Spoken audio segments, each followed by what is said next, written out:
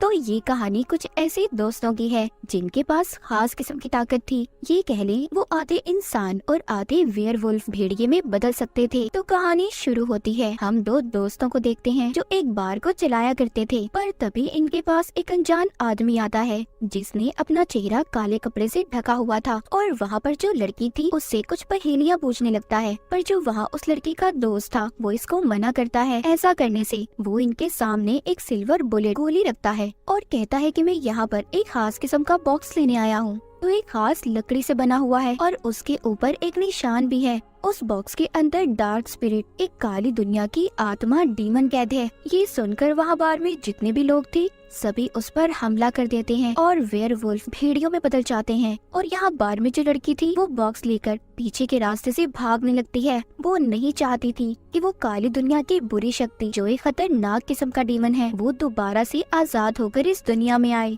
लेकिन यहाँ पर ये अनजान आदमी उस लड़की पर भी गोली चलाने की कोशिश करता है। वो उस लड़की के दोस्त पर भी हमला करता है, उसको भी जख्मी कर देता है। अब वो अनजान आदमी वो बॉक्स लेकर उसमें जो डेमन था उसको आजाद कर देता है, जो एक मक्खी की शक्ल में अब आजाद हो चुका था दुनिया में तबाह बर्बादी फैलाने के लिए। इसके बाद हमें दूसरे शहर का सीन दिखाया जाता है जहाँ पर एक बिल्डिंग पूरी तरह से तबाह बर्बाद हो चुकी थी। उस बिल्डिंग में एक छोटी बच्ची और उसका डॉग फंसे हुए थे। वो डॉग सब पर भौंक रहा था, सबको काटने की कोशिश कर रहा था। तभी वहाँ पर जो पुलिस ऑफिसर था वो एक आदमी को बुलाता है जिसका नाम स्कॉट था। उसका एनिमल शेल्टर था, उसने भी बहुत सारे जानवर रखे हुए थे, इसलिए वो वहाँ पर उस बच्ची और डॉग को बचा लेता है अपनी पावर्स ताकत को इस्तेमाल करते हुए। और यहाँ पर हमें पता चलता है कि स्कॉट भी एक वेयरवुल्फ था, एक भेड़िया, पर वो वहाँ पर उस बच्ची को बचाते हुए बहुत ज्यादा अकेला महसूस कर रहा था। और ये बात वो अपने साथी को भी बताने की कोशिश करता है। पर तभी वहाँ गेट के पास उसको एक लड़की नजर आती है जो बिल्कुल उसकी दोस्त के जैसी थी,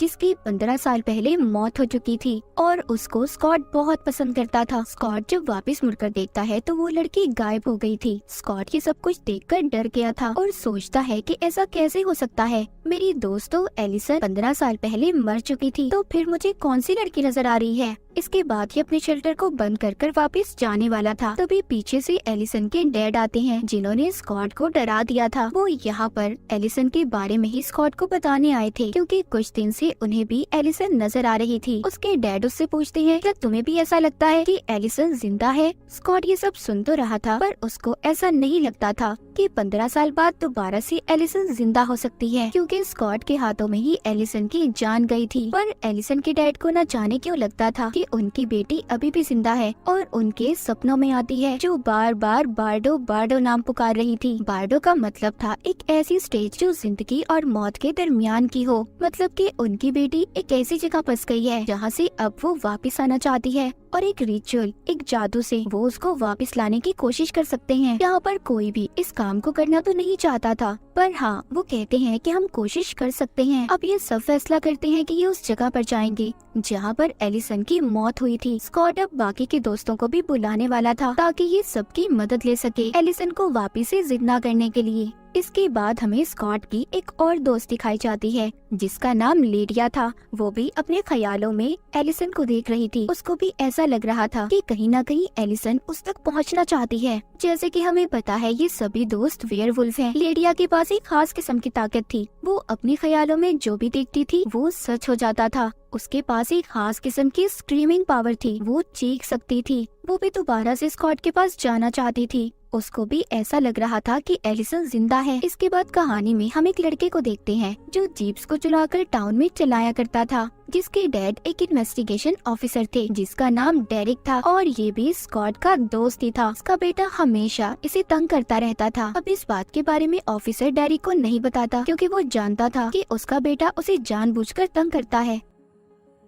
जंगल में एक जगह पर आग लग गई थी। वो आग किसी तेल और पेट्रोल की वजह से नहीं लगी थी और इसी बात के बारे में पुलिस डेरिक की मदद ले रहे थे। पर डेरिक को ये बात पता थी कि जंगल में आग उसके बेटे ने लगाई है और इस बात के बारे में वो अब पुलिस की मदद करता है, इस केस में भी और अपने बेटे को सबक सिखाने के लिए भी। इसके बाद हमें आगे दिखाया जाता है डेरिक अब अपने बेटे के पास पहुंच गया था और उसकी जीप को अपने हाथों से पंचर कर देता है अपने बड़े बड़े नाखूनों से। और यहाँ पर डेरिक भी एक वेयरवुल्फ था। डेरिक घर लाकर अपने बेटे को बहुत डांटता है और उसे कहता है कि तुम्हें ऐसी हरकतें नहीं करनी चाहिए। यहाँ पर जो डेरिक का बेटा था वो अपने आप को अलग ही महसूस करता था, क्योंकि उसके अंदर ऐसी ताकत नहीं थी कि वो वेयरवुल्फ में बदल सके। इसलिए वो ये समझता था कि वो अपनी फैमिली से बिल्कुल अलग है और यही सोचकर गुस्से में अपने कमरे में चला जाता है। डेरिक के दिमाग में कहीं न कहीं ये सोच थी उसका बेटा भी शायद कभी वेयरवुल्फ बन सके। डेरिक जब दोबारा से अपने बेटे के कमरे में जाता है तो देखता है उसका बेटा कमरे में नहीं था, वो दोबारा से जंगलों में चला गया था। ये देखकर डेरिक को गुस्सा तो बहुत आया था, पर वो कुछ भी नहीं कर पाता।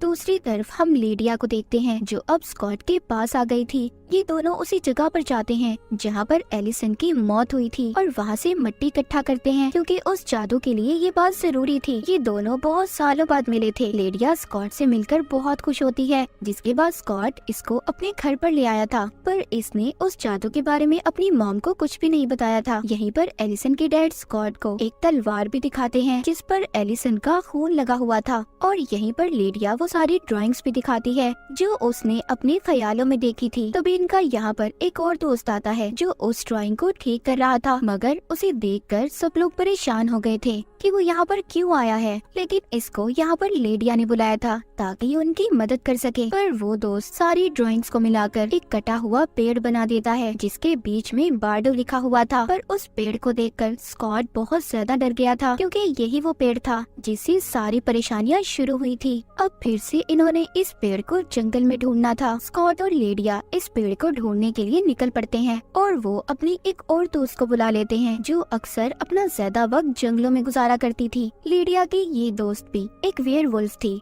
वो पहले जो भेड़िया बनी हुई थी फिर इंसान में बदलकर जब लिडिया की कॉल सुनती है, जिसके बाद वो जंगल में चली गई थी उनकी मदद करने के लिए। लिडिया अपनी दोस्त से मिलकर बहुत खुश थी, जिसके बाद वो जंगल में उस पेड़ को ढूंढने लगते हैं। सभी यही चाहते थे कि एलिसन वापिस से दोबारा जिंदा हो जाए। जब ये यहाँ पर उस कटे हुए पेड़ को ढूंढ रहे थे तभी स्कॉट को यहाँ पर महसूस होता है कि शायद उनका कोई पीछा कर रहा है, और जब स्कॉट देखता है तो यहाँ पर डेरिक का बेटा था जो अब तक इनका पीछा कर रहा था। डेरिक के बेटे के बारे में लिडिया की दोस्त जानती थी। वो बताती है कि ये अक्सर यहाँ पर जंगलों में घूमता रहता है और इसको जंगल का एक एक रास्ता मालूम है और इसी को उस कटे हुए पेड़ के बारे में भी पता होगा। ये हमारी मदद कर सकता है। अब डेरिक के बेटे की मदद लेकर ये उस कटे हुए पेड़ को ढूंढने लगते हैं। वो कटा हुआ पेड़ मिल चुका था कि अब सभी दोस्त मिलकर उस पर जादू करने वाले थे। जो उनके पास मिट्टी थी और वो तलवार, पर यहाँ पर वो डेरिक के बेटे को जाने का कहते हैं क्योंकि वो इस जादू में उसे शामिल नहीं करना चाहते थे, और जाते हुए उसे ये भी कहते हैं कि ये बात तुम अपने डैड को बिल्कुल भी नहीं बताओगे। यहाँ पर जैसे ही ये लोग अपना जादू शुरू करते हैं वो तलवार हवा में उड़कर उस पेड़ के अंदर चली जाती है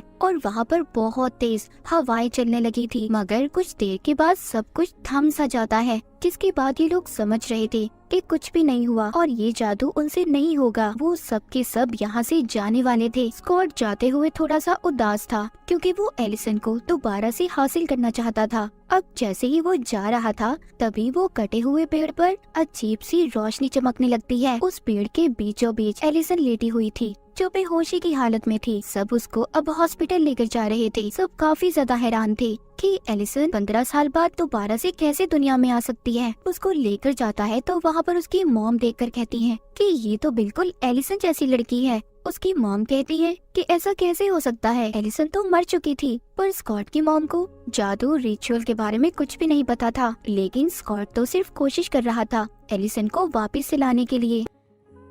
पर यहाँ पर सिर्फ एलिसन वापस नहीं आई थी। वो जो हमने मक्खी की शक्ल में डीमन को देखा था वो भी इस कटे हुए पेड़ के अंदर चला जाता है और अपनी असल शक्ल में आ जाता है, जो कि एक बहुत ही खतरनाक खौफनाक डीमन था और अपनी तलवार को उठाकर बहुत जोर से चिल्ला रहा था कि वो दुनिया में तबाह बर्बादी फैलाने आया है और वो खास तौर पर यहाँ पर स्कॉट से बदला लेने आया था, क्योंकि स्कॉट की वजह से ही इस डीमन को उस लकड़ी के बॉक्स में कैद कर दिया गया था। उधर एलिसन हॉस्पिटल में थी, उसको होश आ गया था मगर उसको कुछ भी समझ नहीं आ रहा था। एलिसन की यादें कुछ वक्त पहले की तो नहीं आई थी वापस, पर उसके दिमाग में वो यादें चल रही थी जहाँ पर वो अपने सभी दोस्तों को अपना दुश्मन मान रही थी। वो अब यहाँ हॉस्पिटल से भागने की कोशिश करती है। उसको ये लग रहा था कि वो अभी भी एक हंटर शिकारी है और वो डेरिक को मारना चाहती है, जो कि एक भेड़िया है। इसके रास्ते में जो भी आ रहा था ये उसको मार रही थी। वो स्कॉट पर भी हमला कर देती है। तभी उसके डैड वहाँ पर आते हैं और पूछते हैं ये क्या है, क्या मेरी बेटी वाकई वापस आ गई है?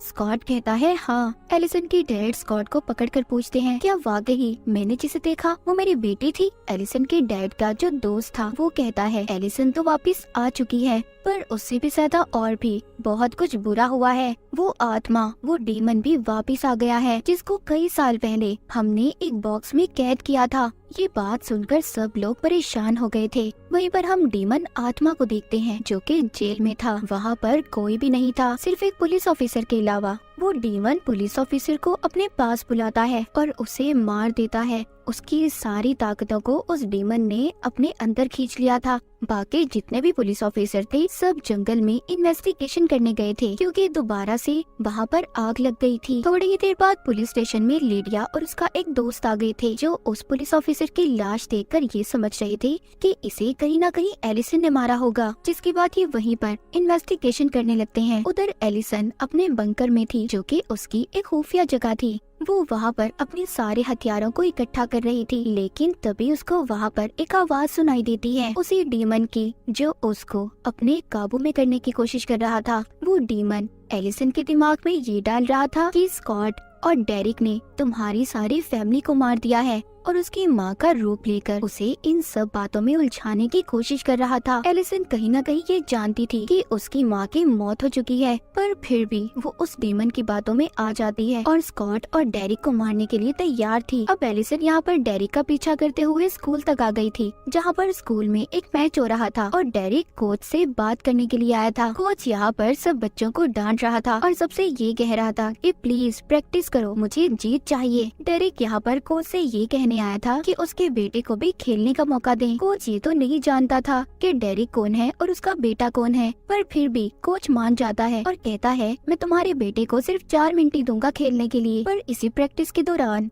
डेरिक के बेटे के पाँव में चोट लग गई थी। तभी डेरिक अपने बेटे को एक कमरे में ले आता है और उसे कहता है कि खुद को हील करना सीखो, खुद को ठीक करो, तुम एक वेयरवुल्फ हो। डेरिक को अभी भी अपने बेटे के बारे में यही लग रहा था कि वो भी उसकी तरह ही एक वेयरवुल्फ है और वो खुद ही अपने आप को ठीक कर लेगा। तभी यहाँ पर एलिसन आ जाती है, जो डेरिक पर हमला कर देती है। डेरिक यहाँ से अपने बेटे को भागने का कहता है, क्योंकि उसके पाँव में चोट लगी हुई थी। डेरिक जब उसके हमले से बचने की कोशिश करता है तो वो देखता है ये तो एलिसन थी, मगर वो ये देखकर बहुत ज्यादा हैरान था कि वो इतने सालों बाद कैसे जिंदा हो सकती है। पर यहाँ पर एलिसन बार बार डेरिक पर हमला कर रही थी और आखिरकार उसका एक तीर डेरिक की गर्दन में लग जाता है। डेरिक की गर्दन से बहुत ज्यादा खून बह रहा था, लेकिन यहाँ पर डेरिक के वही 2 दोस्त आ गए थे जो हमने कहानी के शुरू में बार में देखे थे। स्कॉट भी यहाँ पर अपने दोस्तों के साथ आ गया था डेरिक की जान बचाने के लिए।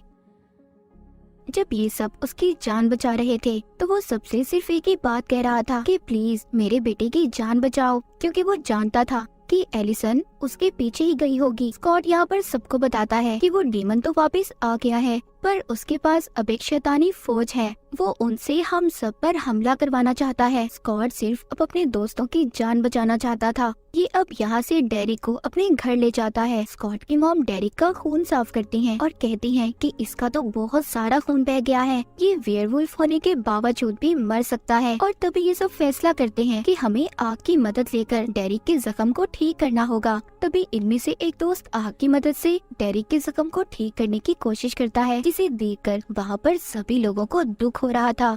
यहाँ पर सब लोग बहुत ज्यादा परेशान थे। उनको ये लग रहा था कि एलिसन डेरिक के बाद अब उसके बेटे के पीछे जाएगी। यहाँ पर एक दोस्त कहता है कि मैं खुद डेरिक के बेटे के पीछे जाऊंगा और बाकी लोग लीडिया से राब्ता करने की कोशिश करो। यहाँ पर सब एलिसन के डैड को यही कह रहे थे कि उनकी बेटी अब एक हंटर, एक शिकारी बन चुकी है। पर उसके डैड सबसे यही कहते हैं कि अगर मेरी बेटी गलत हुई तो मैं खुद उसके खिलाफ जाऊंगा। और मुझे भी यही लग रहा है कि वो हमारा सिर्फ एक इल्यूजन है, एक भ्रम है, एलिसन जिंदा नहीं है। पर स्कॉट यहाँ पर अपनी मॉम से ये कहकर जाता है कि एलिसन अगर असल है, जिंदा है, तो मैं उसे दोबारा अपनी जिंदगी में लाऊंगा। और ये कहकर अपनी मॉम को चला जाता है। वहीं पर एलिसन के डैड को वही आदमी बताता है जिसने डेरिक के जख्म को ठीक किया था कि मुझे लगता है कि कहीं ना कहीं ये उस डीमन की चाल भी हो सकती है जो एलिसन की शक्ल में किसी ताकत को हमारे बीच में भेजकर हम सबको मारना चाहता है। और शायद वो आपकी असल बेटी नहीं है क्योंकि वो 15 साल के एक लड़के को मारने के पीछे पड़ी है।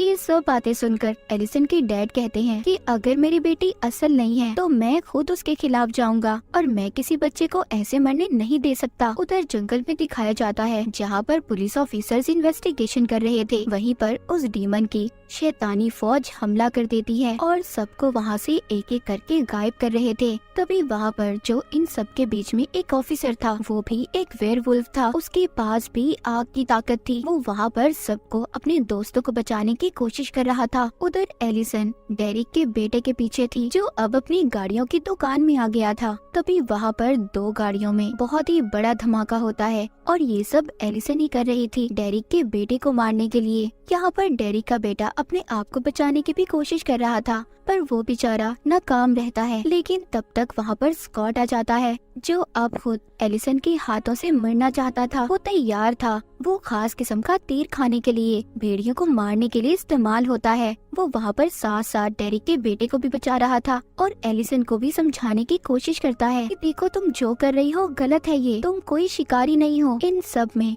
डेरिक के बेटे को काफी चोट लगी थी। स्कॉट यहाँ पर उसे कहता है तुम खुद को हील करो, तुम ठीक कर सकते हो खुद को, तुम एक वेयरवुल्फ हो। स्कॉट यहाँ पर उसे अपनी ताकत दिखाते हुए उसके अंदर का भेड़िया जगा रहा था। स्कॉट डेरिक के बेटे को अपने साथ लेकर उसकी जान बचाकर जंगल की तरफ भाग रहा था ताकि वो एलिसन के हाथों से बच पाए। एलिसन बिल्कुल पागल हो चुकी थी। वो हर हथियार का इस्तेमाल कर डेरिक के बेटे और स्कॉट को मारना चाहती थी। स्कॉट यहाँ पर ये फैसला करता है, वो डेरिक के बेटे को कहता है कि मैं यहाँ पर एलिसन का ध्यान भटकाने की कोशिश करूँगा और इसी दौरान तुम यहाँ से भाग जाना। अब डेरिक का बेटा तो यहाँ से भाग गया था। रास्ते में उसको एक ऑफिसर भी मिल जाता है जो उसकी जान बचाकर उसे घर छोड़ने के लिए तैयार था। उधर जंगल में स्कॉट बार बार एलिसन को समझाने की कोशिश कर रहा था कि मैं तुमसे बहुत प्यार करता हूँ और तुम और मैं कोई दुश्मन नहीं है, मैं कोई बुरा इंसान नहीं हूँ, मैंने तुम्हारी फैमिली को नहीं मारा जिसको सोचकर तुम मुझे मारना चाहती हो। स्कॉट को जो तीर लगा था उससे वो बहुत ज्यादा कमजोर हो रहा था और शायद कुछ देर बाद उसकी मौत भी हो सकती थी। वहीं पर रास्ते में स्कॉट के दोस्त जो उसको बचाने आ रहे थे उन पर वो शैतानी फौज हमला कर देती है। अब एक एक कर स्कॉट के सभी दोस्त गायब हो रहे थे। यहाँ पर सिर्फ स्कॉट की एक दोस्त बच पाई थी। उधर स्कॉट जंगल में बहुत बुरी हालत में था, सुबह भी हो चुकी थी। एलिसन ने अभी भी हार नहीं मानी थी, वो स्कॉट पर लगातार हमले कर रही थी। स्कॉट खुद को जानबूझकर चाकू मरवा देता है और कहता है देखो अब तो मैं मरने वाला हूँ, अब तो मेरी बात सुन लो। वो अब भी एलिसन को समझाने की कोशिश कर रहा था, कहता है देखो मेरी बात को समझो, ना तुमने किसी को मारा है और ना मैंने किसी को मारा है। वो उसको याद करवाता है हमारा तो ये मिशन था कि हम उन लोगों के लिए लड़ेंगे जो खुद से नहीं लड़ सकते। हम देखते हैं एलिसन उसको एक जगह पर ले आई थी जहाँ पर अब कुछ घंटों बाद ही स्कॉट की मौत होने वाली थी क्योंकि उसकी हालत बहुत ज्यादा खराब हो चुकी थी। एलिसन को यहाँ पर अब याद आने लगा था कि कहीं ना कहीं उसकी यादों में स्कॉट शामिल था और बाकी सारे दोस्त भी उसको स्कॉट की मदद करनी चाहिए। और अब वो आग का इस्तेमाल करके स्कॉट की जान बचा लेती है। उसके जख्मों को उसने आग से ठीक कर दिया था। वहीं पर एलिसन के डैड स्कॉट स्कॉट की मॉम और बाकी लोग भी उनका पीछा करते हुए आ गए थे जहाँ पर एलिसन स्कॉट को लेकर आई थी। उस जगह पर भी बार बार वो डीमन एलिसन को अपने काबू में करने की कोशिश कर रहा था, पर एलिसन इस बार उसकी बातों में नहीं आई थी। उधर लिडिया जंगल में ये पता कर रही थी कि जितने भी पेड़ जले थे उन पेड़ों के जलने से एक ऐसी राख बनती थी जो आत्माओं को काबू करने के लिए इस्तेमाल होती थी। अब ये सब सिल्वर से बने हुए हथियार जमा करने की कोशिश करते हैं क्योंकि ये अब उस शैतानी फौज का सामना करने वाले थे। उनको सिर्फ सिल्वर के हथियारों से ही मारा जा सकता था। उधर लिडिया अब एक ग्राउंड में जाती है जहाँ पर मैच चल रहा था और वो देखती है उसके चारों तरफ काले रंग की राख बिछाई हुई थी क्योंकि ये कोई बैरियर नहीं था, ये तो दूसरी दुनिया में जाने का रास्ता था। इस बारे में लिडिया को भी कुछ खास पता नहीं था, मगर फिर भी वो उस लाइन को मिटा नहीं पा रही थी। तभी वहाँ पर एक अनजान आदमी आता है और ये वही था जो हमने कहानी के शुरू में देखा था, जिसने अपना चेहरा ढका हुआ था। ये यहाँ पर अब अपना चेहरा दिखाता है और हमें पता चलता है कि ये तो इनके स्कूल का कोई टीचर था और जिसको मारने की कोशिश उस डीमन ने भी की थी, मगर ये जिंदा रह गया। वो आदमी लिडिया के दोस्त पर गोली चलाता है और लिडिया से कहता है कि जितना तुम चिल्ला सकती हो चिल्लाओ। उसको यहाँ पर दूसरी दुनिया दिखाता है जहाँ पर उसके सभी दोस्त कैद थे और बताता है, कहता है देखो ये जो मैच चल रहा है ये कोई आम मैच नहीं है, ये मैच एक इल्यूजन है और यहाँ पर तुम्हारे सारे दोस्त फंसे हुए हैं। वो लिडिया को ये सब दिखा रहा था जो कि उस डीमन की दुनिया है जहाँ पर वो सभी को हमेशा के लिए कैद करके मार देगा। वो वहाँ पर डेरिक के बेटे से ये कह रहा था कि जब तक तुम वेयरवुल्फ में बदलोगे तुम्हारे सारे दोस्त मारे जाएंगे। वो डीमन डेरिक के बेटे को असल दुनिया में फेंक देता है जहाँ पर उसको स्कॉट मिलता है। स्कॉट को भी अब सब कुछ आहिस्ता आहिस्ता पता चल रहा था और तभी स्कॉट को यहाँ पर पता चलता है कि ये जो मैच है उसे हर हालत में जीतना होगा, जिससे ये उस डीमन तक पहुंचकर उसे हरा सकते हैं। ये सब लोग के ग्राउंड सब इल्यूजन था जो उस डीमन ने बनाया हुआ था। स्कॉट अब कोच के पास जाता है और उसे कहता है कि प्लीज मुझे मैच खेलने दो, मैंने हर हालत में ये मैच जीतना है। कोच कहता है सॉरी मैं तुम्हें इसकी इजाजत नहीं दे सकता, तुम इतने बड़े हो, ये तो बच्चों का मैच है। पर यहाँ पर कोच की टीम हार रही थी। ऐसा देखते ही कोच अब स्कॉट को खेलने की इजाजत दे देता है। कोच को भी हर हालत में जीतना था, चाहे वो बेईमानी करके ही क्यों न जीतता। स्कॉट और डेरिक के बेटे ने इस मैच को जीत लिया था। वहीं पर एलिसन भी आ गई थी जो अपने डैड से मिलना चाहती थी, लेकिन यहाँ पर उसका एक दोस्त उसका गला पकड़ लेता है। उसको अभी भी लग रहा था कि एलिसन कोई असल नहीं है, एक भरम है जो उस डीमन ने पैदा किया है, मगर एलिसन के डैड उसको ऐसा करने से रोक रहे थे। वो उसकी तरफ एक चाकू फेंकते हैं। वो चाकू एक खास किस्म का था जिससे भेड़ियों को कंट्रोल किया जाता था। अब एलिसन अपने डैड के पास आती है, वो अपने डैड के गले लगती है। उसके डैड ये समझ गए थे कि एलिसन उनकी असल बेटी है। तभी एक काला धुआं एलिसन को उस डीमन की दुनिया में ले जाता है जहाँ पर इसके सारे दोस्त फंसे हुए थे। यहाँ पर स्कॉट को अपने दोस्तों को बचाना था और अगर इसने अपनी जान ना दी तो इसके सारे दोस्तों की जान चली जाएगी। इसीलिए ये चाहता था कि यहाँ पर एलिसन इसको मारे और ये देखकर डीमन बहुत खुश हो रहा था कि स्कॉट अब मर जाएगा। पर एलिसन इसको जो तीर मारती है इसके इर्द गिर्द इनकी दोस्त ने अपनी पावर अपनी ताकत से आग से उसे बचा लिया था, जिससे वो तीर स्कॉट को छू भी नहीं पाया था। पर ये सिर्फ एक इल्यूजन, एक भ्रम था। यहाँ पर एलिसन के डैड, स्कॉट की मॉम सब आ गए थे और सभी यहाँ पर पहुंचकर उन शैतानी आत्माओं पर हमला करते हैं जो सिल्वर की गोली से ही मर सकती थी। वहीं पर लिडिया भी अब जोर से चिल्लाती है जिस वजह से एलिसन की सारी यादें वापस आ गई थी और उसके आसपास जितनी भी शैतानी आत्माएं थी वो दूर जाकर गिरती हैं कि लिडिया ने अपने दोस्तों की जान को बचा लिया था। लेकिन यहाँ पर डीमन भी इतनी आसानी से हार कहाँ मानने वाला था। स्कॉट ने जब उसको काटा था अब वो भी वेयरवुल्फ में बदल गया था।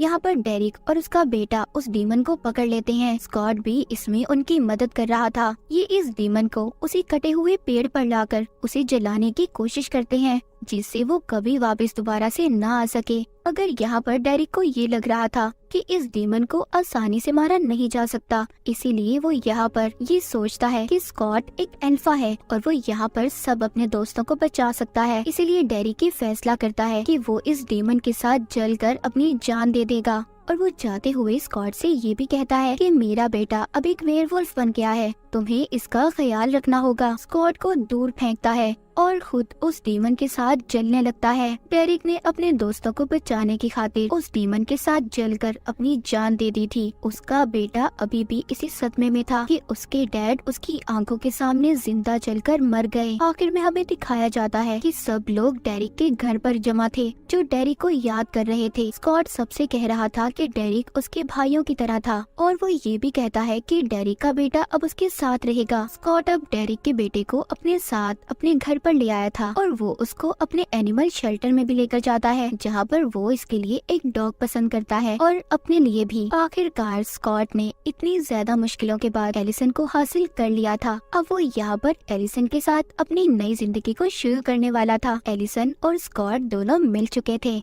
उधर दूसरी तरफ हमें दिखाया जाता है वही अनजान आदमी। उसकी भी तो कहानी अभी बाकी है। वो इतनी आसानी से कहाँ जान छोड़ने वाला था। उसको खुफिया एजेंट अपने साथ उठाकर ले जाते हैं। वो सबको चिल्लाकर यही बता रहा था कि यहाँ पर जो बच्चे रहते हैं वो वेयरवुल्फ हैं। उनके पास खास किस्म की पावर्स, ताकतें हैं और मैं इन सबको रोकना चाहता हूँ, इन्हें सबक सिखाना चाहता हूँ। पर वहाँ पर जो एजेंट में एक डॉक्टर था, वो कहता है ठीक है, तुम कहते रहो, कभी न कभी तो दुनिया तुम्हारा यकीन कर लेगी। और ये शायद स्कॉट और उसके दोस्तों के बारे में सब जानता था। खैर ये उस आदमी को अपने साथ ले जाते हैं और इसी के साथ टीन वुल्फ की ये कहानी यहीं पर खत्म हो जाती है।